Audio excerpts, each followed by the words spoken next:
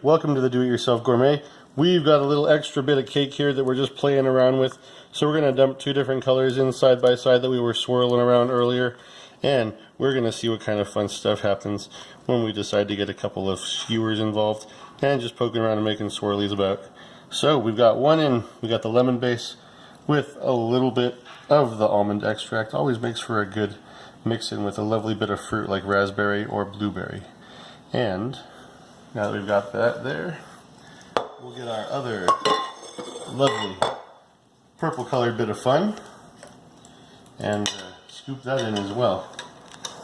So we've got it on one side and we've got another one coming in on the other. Let me scrape the pan real quick, get some stuff from the sides, and here we go.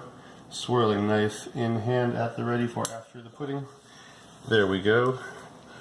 And there, look at that lovely purple blueberry cake. Blueberry cake. Kids will love that. It makes for fun mixtures. If you ever had a side-by-side cake, it encourages them to get kind of creative with the mixture as it goes in and as you help spread it, and lets them have a little bit of random fun in an otherwise pretty rigid world of baking. Always great to teach the kiddos how to do this at a young age so they can make their own foods, not have to rely on somebody's factory.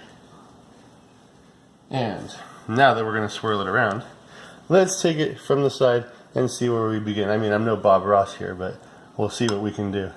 Bring it around, and look, you've got a lovely cloud.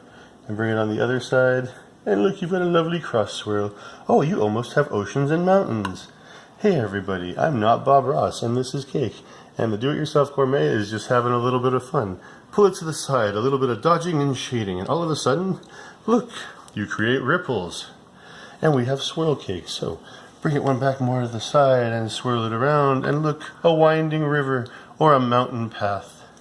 Let's make a bird here. Oh wait, look, there's already birds coming along the leaves.